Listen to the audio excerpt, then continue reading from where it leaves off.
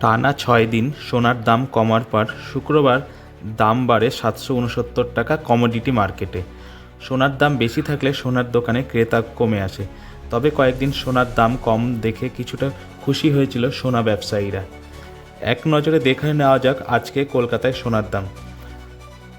২৪ carat খাঁটি সোনার দাম ১০ গ্রামের মূল্য ৭৬,৭৯০ টাকা। ২২ ক্যারেট গহনা সোনার ১০ গ্রামের মূল্য ৭০,৩৯০ টাকা।